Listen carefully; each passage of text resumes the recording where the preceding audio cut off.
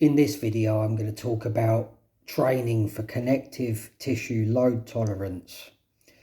Whereas it's well known that paying attention to inflammation, avoiding connective tissue injuries, staying hydrated, keeping your cartilage well lubricated in synovial fluid will all help you to maintain healthy collagen. But as we get older, collagen degrades. We become less efficient in replacing and remodeling our collagen. With age and repetitive use over many years, collagen erosion to a degree is inevitable. We've all witnessed this happening to our older relatives, or maybe some of us have experienced this ourselves. Cartilage structure degrades and becomes thinner. The cushioning effect upon bone-to-bone movements becomes less effective because the cartilage is no longer thick enough or flexible enough as it once was. Nerves can sometimes get compressed between bony tissues. Flexibility and range of motion is either lost or declines to a noticeable degree within joint capsules. Connective tissues become more brittle and prone to ruptures and tears. Overall movement capability declines. Muscle mass then wastes away through reduced movement patterns. Stiffness and slowness of movements increases by degree until eventually movement becomes difficult and laboured. More so in cases where the stabiliser foundation is already atrophied, and I'll get into that as a different subject later on. Nobody is talking about that one. Now, the good news is that we can slow down this process by shoring up the connective tissues, and consequently the knock-on effect of this is going to be muscle function being preserved with some training aimed at connective tissue maintenance, and many people neglect this. One of the proven strategies for the maintenance of joint function is intentional connective tissue training, and not many people are actually concerned about this or doing it. In many training and fitness spheres, this is a neglected area of training. This involves a varied and complete approach to training all movement patterns and variations. We need to be training strength, flexibility, stamina, muscular endurance, cardiovascular endurance, reactions, balance, proprioception, motor programming. Now, connective tissues respond in different ways to different movement patterns and intensities. So training all of them is one way of helping us preserve connective tissue response and function. Doesn't stop the degradation though. Now let us simplify this a little and first consider the mechanics of contractions during training. This means the different contraction types rather than the various training mediums that employ these contraction types. There are three principal types of muscle contraction, and each contraction type alters the ways that muscle and connective tissues respond to these contractions. Concentric contractions are where the muscle contracts and simultaneously shortens under load. For example, flexing a bicep. When the bicep goes like this, it's contracting and shortening. Now, concentrics are considered to be the lifting phase of any exercise. Here, the force applied is generally greater than the resistance against the movement. So if I'm holding a 10 kilogram dumbbell in my hand for a bicep curl, the force that I'm generating in the bicep is greater than 10 kilos. Eccentric contractions are where the muscle is contracting but simultaneously lengthens under load. Now, example would be the lowering phase of a bicep curl. You're lowering the dumbbell back down to the starting position. Eccentrics are considered to be the lowering phase of any exercise. Here, the resistance force is greater than the muscle force opposing the movement because you're allowing the weight to drop. The resistance force controls the effect of the weight on gravity. It doesn't without it just dropping down. You're controlling it as it goes down. Now, an isotonic contraction are contractions where the muscle length is changed either by lengthening or shortening. So concentrics and eccentrics are both isotonic contractions. where any muscular force is being generated. During isotonic contractions, the connective tissues that correspond to the muscles being moved experienced either tension and stretching, because the moving muscle fibers, which are either shortening or lengthening, pull on the connective tissue framework while this is happening. This means the connective tissues act like a spring to transmit the force generated by the contracting muscles to the bones and surrounding structures to generate the movement of the supporting frame. When the muscle relaxes, the tension and stretching in the connective tissue performs an elastic recoil, which enables the muscle and the connective tissues to return to their original length. Effectively, during an isotonic contractions, connective tissues act as a medium for force transfer of muscular force to the bones, allowing for joint movement. During explosive movements of increased velocity and intensity, explosive force transfer, the collagen fibers in muscles become more rigid to enable better force transfer. And in turn increases tension in connective tissues. The connective tissues also take on the form of a rigid sheet. And this phenomena also places the connective tissues under a greater stress, and the potential for injury is increased if adequate load tolerance to these connective tissues is absent or suboptimal. This is why it's very important to develop load tolerance when training for sprint activities, explosive force transfer, heavy weight training, anything. Load tolerance is beneficial in all of our movements. In fact, eccentric movements during the lowering phase of any force generating isotonic contractions occur to counterbalance the weight or resistance during this lowering movement. Now, as the muscle is lengthening, the non-contractile components, which are tendon and connective tissue, absorb a greater amount of tensile forces than they do during concentric movements. Concentrics shorten muscle length and connective tissues follow suit. They are under tension but have become shorter. Eccentrics lengthen the muscle and the connective tissues are stretching and simultaneously becoming tense while under load. This means that when we are performing explosive movements during weight training on the concentric and slower, more controlled movements on the eccentric, this can significantly increase load tolerance rather than if you're just letting the weight drop. Some people are, really going for it and not slowing it down on the eccentric.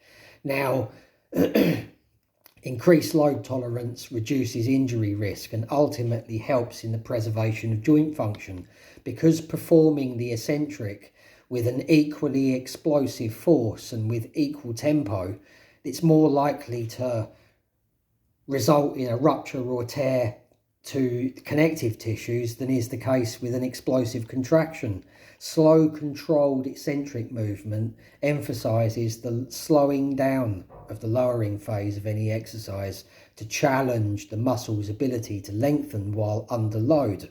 It also helps to promote collagen formations within the connective tissues. It creates more muscular force compared to exercising at a quicker tempo.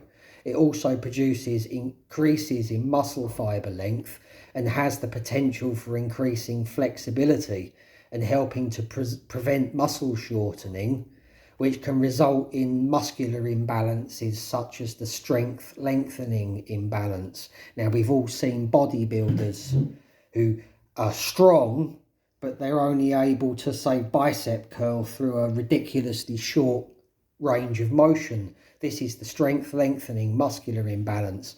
With full extension in the arm, they have such weakness in the tendons through that range of motion that they cannot cope with the load. So a strength lengthening imbalance happens.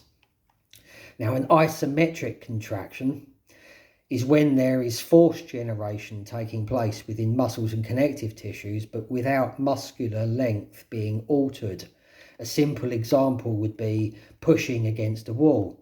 Your muscles become tensed up while generating force, but because the wall is an immovable object, you cannot move the wall, but you can generate a significant amount of force by doing this. Because there is no movement, the muscle neither lengthens nor shortens, but instead contracts while remaining the same length. The muscle's length does not change. An isometric contraction can be performed during any phase of a movement just by stopping the motion. For example, halfway through the concentric phase of a biceps curl, you stop halfway.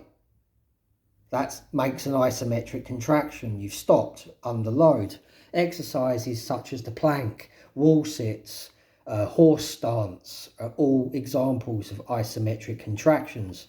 So this means that during an isometric contraction, the connective tissues experience increased tension and strain without the corresponding stretch and recoil that occurs during isotonic contractions. Now, this leads to increased potential adaptations, such as increased stiffness and strength within connective tissues due to the sustained force applied to them. This makes isometric contractions an excellent training mechanism for targeting connective tissue, strengthening connective tissue, and increasing load tolerance to connective tissue. It can't, it's vastly underrated. Training isometrics. Isometrics can also increase explosive force transfer and increase speed, but not many people realise this. Now, with repeated isometric training, the connective tissues adapt by becoming stiffer, which will increase the muscle's ability to generate force at specific joint angles, resulting in increased load tolerance and strengthening of connective tissues around joints. This in turn creating more stable and resilient joints. Isometric training is effective in helping to reduce joint pain with a low risk of injuries. This also makes this a highly effective method for helping to reverse joint pain and or maintaining muscle strength when injuries have occur. Let's say you've got an injury in your shoulder, and when you're going through ranges of motion, it hurts. But if you do an isometric contraction where it's under load but not moving, strengthening or lengthening, this enables you to strengthen the area around your injury while you are recovering from an injury. It's really good for recovery. It's really good for rehab. Now, isometrics also utilise more motor units and create more force production than conventional resistance training, and again at a reduced risk of injuries. Studies have demonstrated that isometric training helps to prevent bone density decline associated with ageing. Isometric training is highly recommended for anyone who regularly practices any activities requiring explosive force transfer. If you are currently experiencing joint pain or any connective tissue dysfunction or discomfort, isometric contractions placed at roughly the halfway point of the joint's range of motion can help to reduce pain and build load tolerance without stressing the tendons or other connective tissues, making this particularly effective in cases of tendinopathy. If you are experiencing any pain, discomfort with conventional exercise patterns, isometrics are a useful way of stimulating muscles without aggravating the injuries. This makes isometric training a very valuable strategy for injury recovery. There is an exercise effect without any shortening or lengthening taking place once you are in position. And because of the benefits of increasing load tolerance to connective tissue, isometrics make an extremely valuable training method to be added to any regular movement and training routine. In cases of treating joint pain, when load tolerance is increased, and a good level of stability has been restored to the joint, then slow eccentric training can then be introduced to capitalise on that. Now, slow repetition training takes the effect of isometrics, but it's a step further because it recruits both the concentric and eccentric phases under load with slower, more exaggerated movements. Now, emphasis on a slower, more controlled movement is placed on both phases of the movement as opposed to only the eccentric phase, as with eccentric training. Extremely useful for recovery purpose, increasing load tolerance safely and without re-aggravating any injuries once you've recovered. You can progress your recovery and or load tolerance by employing slow rep training into your routine. With slow eccentric and slow rep training, the idea is to progressively increase resistance while reducing the number of repetitions performed as the weight increases, but only increase the resistance when you feel comfortable doing so. Patience is key. What you should ideally be aiming for is increasing load tolerance at a weight or resistance level that does not trigger a pain response. If you experience a pain response, then reduce the weight until you discover the heaviest weight that you can possibly use without any pain. Example would be to start with a lighter weight at which you can perform 15 slow controlled reps and then gradually progress by increasing the weight and reducing the number of repetitions, providing all goes well and there's no significant pain response. This strategy gradually increases load tolerance of connective tissues. A good zone to shoot for is no less than 3 seconds to complete either an eccentric and a concentric contraction. Between 3 to 5 seconds is ideal. Even taking longer, say anything up to 10 seconds, is okay. With joint pain or injury recovery, a more slower movement of longer duration is recommended. While this is a good rehabilitation exercise method, it's also very useful utility method to include into any complete and varied training routine. Like prehab, you're preventing any need to rehabilitate, you're trying to reduce injury risk. The slow reps method also recruits more motor units, making it a great way to train the preservation of these motor units, which decline with age. Motor units consist of motor neurons and sensory neurons that provide information to the brain and nervous system to facilitate any movement. In studies, it's been consistently demonstrated that slow repetition training results in enhanced tendon adaptations and strengthened connective tissues, whereas muscle tissue seems to respond to a wider range of movement and tempo approaches. Connective tissue is responsive only to increasing load tolerance, with increased loads combined with slower, more controlled movements. And this is a very important foundation to the preservation and optimization, not only of connective tissues, but also stability. Studies have shown that even explosive movements such as sprinting, plyometrics, high tempo movements do not consistently increase connective tissue adaptations, although they do rely upon and can be improved by increasing load tolerance. The popular consensus is that lighter training intensity with lighter weights and higher volume with higher reps is the norm, especially when encountering joint pain. This does result in maintenance of muscle mass to a degree, but this strategy completely neglects connective tissue adaptations or increasing load tolerance. Load tolerance provides stability and good movement foundations to increase load tolerance and to force the connective tissues to adapt. They adapt and gain an incrementally increased load is needed to get that effect. Also consider that always training light weights with high reps and neglecting connective tissue load tolerance is also going to increase the likelihood of repetitive use injuries.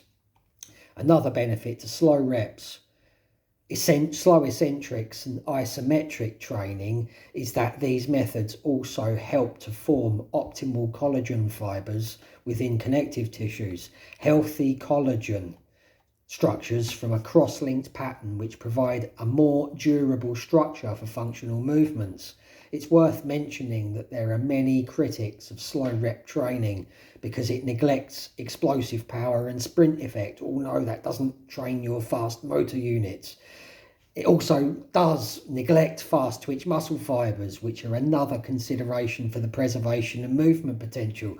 You could also add to this criticism that slow rep approach causes an increased potential for delayed onset muscle soreness because the muscle's under load for longer. It does to a degree. This could also potentially increase recovery times, which it can, and also consider the facts that this approach is only really activating slow twitch muscle fibres. Explosive force transfer is neglected to a degree, and there can be a decrease in strength and muscle stiffness. Now, while there is some truth in all of those criticisms of slow controlled resistance training, this truth only really applies if you are using this method exclusively.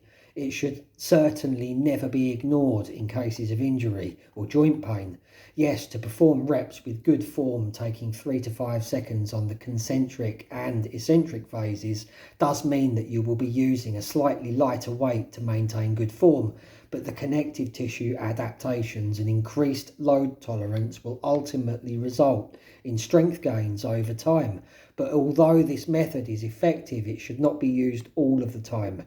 It can be counterproductive and indeed time-consuming to employ this method on every movement, on every session. Its primary benefit is to increase load tolerance to connective tissues, and this is what you should be using this technique for: injury recovery and injury prevention. Many studies demonstrate that this slow rep style training is not as effective for strength or muscle growth when compared to traditional training at a normal tempo, but it is an extremely effective therapy intervention, and even in the absence of joint pain or injuries, it can be effectively employed as part of any training routine.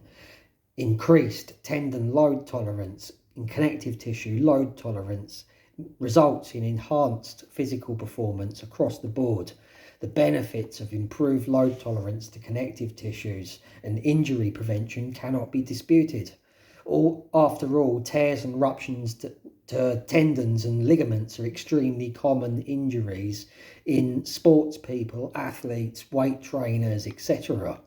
It can be a good idea to either train this method once a week as a preventative measure, or once every 2 weeks even, or to include just a few sets at slow tempo in your regular workouts now and again. A good approach here would be, for example, 1 set at slow tempo, then follow up with 2 heavy sets at a normal tempo. Here, a 3-second slow eccentric would be adequate to get the adaptive response to connective tissues during normal training.